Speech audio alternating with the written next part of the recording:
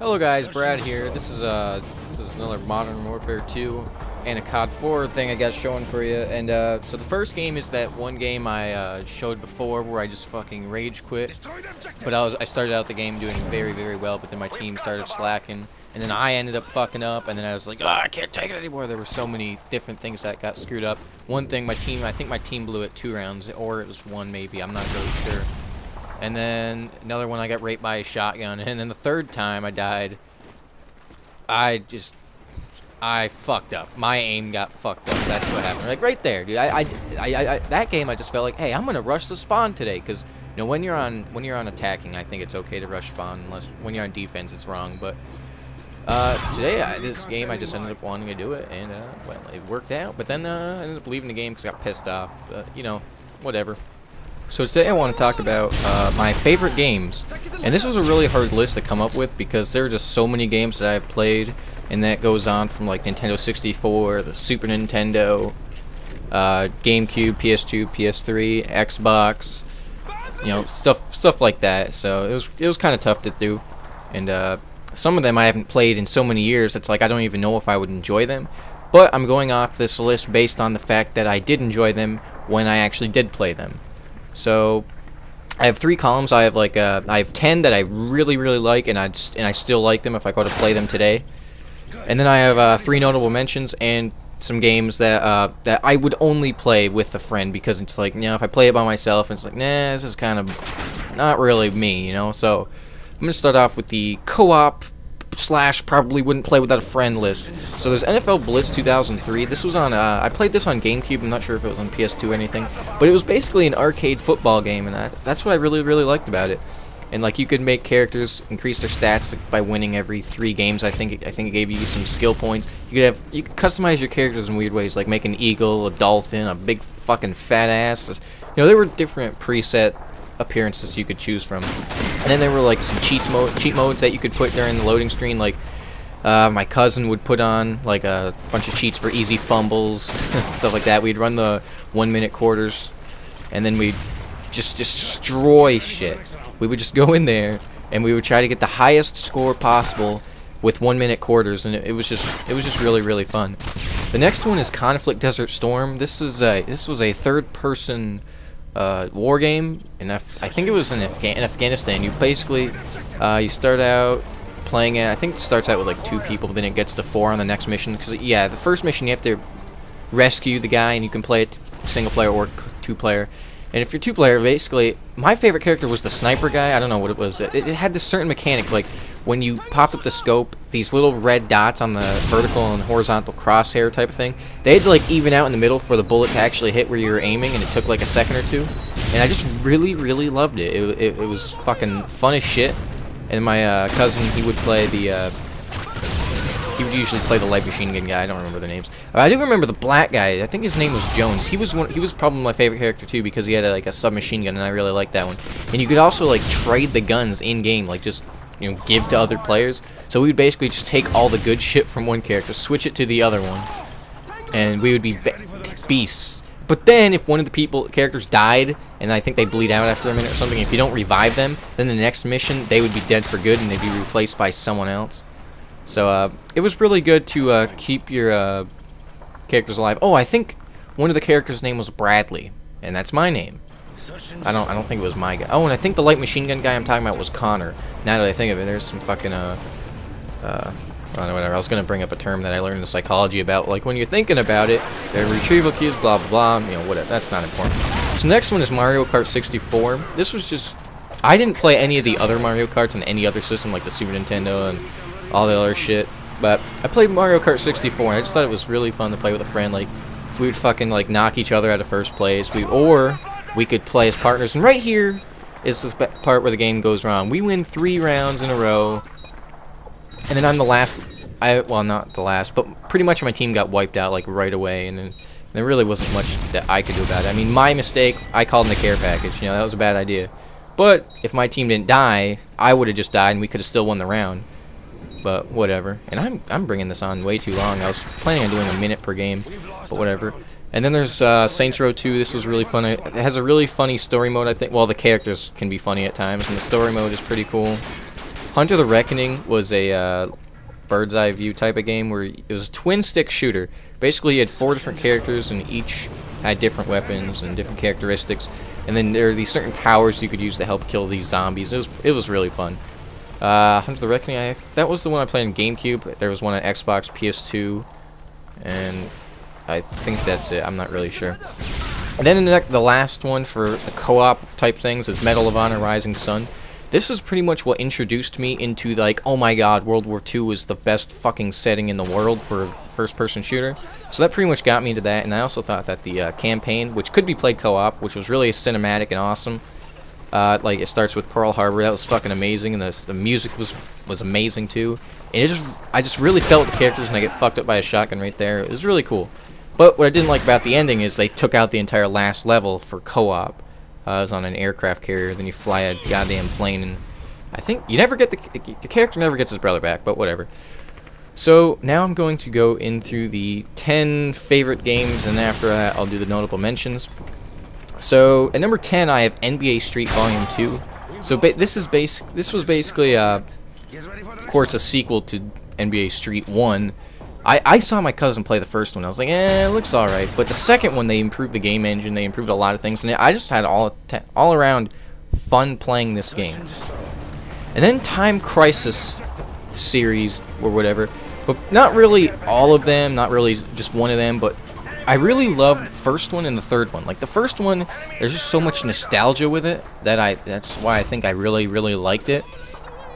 And it's a gun con thing, like just get this plastic gun, you aim at your TV and shit, and you just shoot people. I just really liked it. It was simple, it was basic, and it was challenging. It was actually a freaking challenge, and that's what I loved about it. Like I would replay it, and probably only, I don't know how long it would take, but it was really quick, and right there, I rage quit, because my aim fucking sucked. I was infuriated. That's probably why my aim was really bad, too. I was just like, how could you guys do this? But, yeah. So yeah, Time Crisis 1, it was simple, it was nostalgia. And Time Crisis 2 was a little bit different. It was easy, and they had these certain things, but I didn't really care for it too much. But then Time Crisis 3 came out, or it didn't come out, I was already out. Like, I didn't even know about the sequels until, like, after I was doing research about the game. But yeah, the third one, they introduced more guns and shit. You have your pistol, shotgun, machine gun, and you can throw grenades. Or I guess it shoots them, rather. But I thought that was really fun. The first one I thought was the hardest game, and the fourth one I have no interest in playing. I think it's Rising Storm or something with a Z, so fucking stupid shit like that. And now on to Guitar Hero at number, wait, how many did I do? Okay, this is 8, yeah, because I did Time Crisis and NBA. So number 8 is Guitar Hero. Basically, why I really like Guitar Hero is because, like, you know, let's say you're listening to music, right? You like to, you know, maybe beat your head or tap your finger on something, or I don't know, tap your foot. Well, rhythm games. Now I can just press buttons and shit to the rhythm. So, and Guitar Hero also introduced me to my favorite band, Nirvana. Like Heart-Shaped Box. That was the song that got me introduced to Nirvana, and then I ended up discovering other songs by looking them up. Now, the next one is this one was pretty much split between 2 games. Like I would either go with either Day of Reckoning or WWF No Mercy, which were 2 wrestling games. Day of Reckoning was on GameCube. It was really fun. The game engine was fucking, it seems pretty flawless.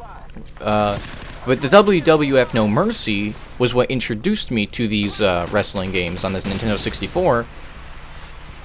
Wait, no, wait. There was WWF WrestleMania, and then there was the No Mercy. But I thought WrestleMania was okay. Then No Mercy was even better, which is why I thought it would either be between one of the 2. Like, you know, the one that introduces me to it, or the one I really like. And look how laggy I am in this game. This is a night vision game that I promised Habs that I would put up a while ago. Like, I shot, and then I started reloading, and then it kills the guy. It's fucking kind of lag as that. It was like a 1 and 2 bar the whole game. And I forgot to put on the night vision this one life, because it's like, oh, I'm gonna get that fucker that's hiding in there. Like, I didn't, the first time he killed me, I was like, whatever, he got me. Second game, I forgot, like, I didn't think he'd still be in there, and then he was, and then I was like, I'm gonna fucking get that guy, and I forgot to put on the night vision. Then I put it on right here. So this game, I finished 14-6 right here. It actually doesn't seem that bad for a 1 and 2 bar. If it was Black Ops, I'd have been under like 0 and 20 if it was Black Ops on a fucking 1 and 2 bar. I can't even play it on a 4 bar. I'm laggy when I'm hosting Black Ops. Doesn't make any sense. Final 2, flawless connections though, but that's not what this video is about. So Day of Reckoning and WWF No Mercy, those games, I just thought they were just super amazing and really fun wrestling games. And you could like get weapons, throw people through cages, shit like that. And next one is Destroy All Humans 2. This one was a third-person shooter, and you play as an alien. First game, you go get your alien clone buddy from Roswell, which is based right on the thing in the 50s. I think it was the 50s. Yeah. So Destroy All Humans 2 is the sequel to that, and I thought it was really fun. They're cool games. You get to kill people. Some cool, funny characters and nice missions. Destroy All Humans 3, I really thought they fucked up. The game engine was great. The lighting was great, but they still had the buildings fading in and out I could deal with. But then, like, you could destroy a city, and 2 seconds later, the building you just destroyed would respawn. And I was like, the story mode kind of sucked, too. Destroy All Humans 2, I loved it. It was amazing. Now onto X-Men Legends. This was basically an RPG type of thing where you could play as the X-Men. And basically, this really got me into X-Men, sort of. And then I ended up watching the X-Men movies. I was just really interested, and basically the best characters I found would be Wolverine and Iceman. Seems like most of the other characters were just throwaway characters. Half of them just threw something, like a metal ball or something, like they shot shit out of their hand, right? And then they could jump or they could be powerful. But Iceman and Wolverine was a tank. Iceman just froze shit and slowed him down. That was pretty beast. But the other people were like, who wants Jubilee? Who the fuck would want Jubilee? Jubilee's shit. Magma is shit. The Colossus guy, shit. But whatever. There was also a sequel that was pretty fun. But another thing I didn't like about X-Men Legends was that when you beat it, the game ended. But the second one you could actually keep playing. But I liked the first one much better. Oh, it also had cell shading too, so that was kind of cool. And the next one is Fallout 3. I did not play any of the other Fallout games, not 1, 2, the Brotherhood of Steel Edition one, which I guess was like a spin-off made by a different company, so that didn't really count as 3. And then there was like some V, I think. Some I don't remember it. Something. It was something. I didn't play New Vegas or anything. Fallout 3 I just thought was amazing. Good story mode, memorable characters. It was more personally connected because you play as a character and then like everyone you know is involved sort of, and that's what gets everything going to shit. I just thought it was amazing. And then the next is the Resistance series. One I thought was pretty cool. Like the Hedgehog grenade, the first time I saw that I was like, wow, that is the coolest thing in video game ever. And then I ended up getting Resistance 2, which ended up being my new favorite because I thought the campaign was much better and the multiplayer seemed cool. Not really the competitive multiplayer, but I thought the co-op mode was the best part of it. I just thought it was so much fun.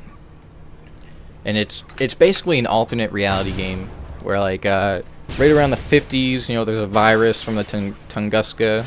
Is it Tunguska? Yeah, I think that's it. Basically something happens, and I think that's where the virus originated, and then turns people into shit, and then they start doing other shit. But it's not just a virus. They were actually real creatures on the planet at one time, and then they start trying to take control and blah blah blah. Resistance 3, it tells more about the story, but I didn't really like Resistance 3 as much as Resistance 2. And now next to number 2 would have to be the Call of Duty series. So primarily Call of Duty 4 and World at War. World at War was my very first one. That's probably why I like that one so much. But COD 4 seemed more fast-paced and just more energetic. Like, World at War had some big maps like CeeLo and shit like that. That kind of slowed it down a little bit. And there was more verticality in some of the maps too. That's not really a problem. But I thought Call of Duty is just pretty much... when I started with World at War, I was like, I only got World at War because I was like, oh, World War II, yeah, I fucking love that shit, just like Medal of Honor. And then I never even had intentions to get Call of Duty 4 because it wasn't World War II, so, whatever. But I ended up getting it because I fucking love first-person shooters, and going and playing Call of Duty is how I met my best friends, so that's cool too. And now on to number 1 would have to be Time Splitters Future Perfect. Time Splitters 1 was really arcadey, and I didn't play it till after playing Resistance 2 and 3, but Resistance 1 was just too simple. There was really nothing to it, and like every gun instantly killed, and whatever. And there's a map maker. So Resistance 2, it actually had a more thought out story. The multiplayer was improved, the map making was improved. Then you have Time Splitters 3, And the story mode is amazing. It actually has narrative and character development and all that stuff. And Harry Tipper, Cortez, it's time to split. Right on. Just I don't know. The characters were awesome. The map making was cool, but me being a dumbass, I reformatted my memory card for GameCube, which deletes everything, and I lost all my maps, all my unlockable weapons and characters. And time played. So for an offline game, 27 hours lost. Kind of a lot. And the notable mentions are Wolfenstein, Grand Theft Auto 4, and NASCAR 2005. With Wolfenstein, I thought it was amazing because, once again, it's World War II. And you could upgrade weapons, and I thought the enemies were pretty cool. So I thought that's what made me love it. And then the Grand Theft Auto 4, like, I had no interest in any of the other Grand Theft Autos. Like, I saw my cousin play Grand Theft Auto San Andreas, and like, really? I don't really like this game. The missions kind of seem obnoxiously dumb. Okay, who wants to fly a plane across the map, fly it right back, just so a guy can say, good work, Carl, or whatever, he's an FBI agent or something. Like, the missions were so stupid, I thought. I mean, sure, if you're free roaming just killing shit, I guess that could be fun. That's what I did when I played it, but it just seemed not for me. And then, but Grand Theft Auto 4, I thought the story mode actually made sense. It was awesome.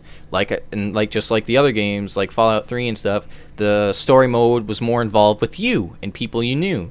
So it felt more memorable. The characters were pretty cool. Roman, Nico, and Brucey's a bitch. Fuck Brucey. I hate Brucey. But NASCAR 2005 Chase, I think it's actually called NASCAR Chase for the Cup 2005 or something like that. But basically, I played this with the shortest amount of time for track lengths. That's why it only usually it would be like 7 to 20 laps depending on the track. And then just crash people and come in first anyways. It was so fun. I mean, I got a new NASCAR game, or I think it was, hold on. I got NASCAR 2009 for my PlayStation. 2008, I played the demo on PSN. Didn't really like it. 2009, pretty good. 10 and 11, not interested. But I like crash people. But it just doesn't feel the same as NASCAR 2005 did. NASCAR 2005 is pretty much where it was for racing. And that is pretty much my favorite games, guys. So I will see ya.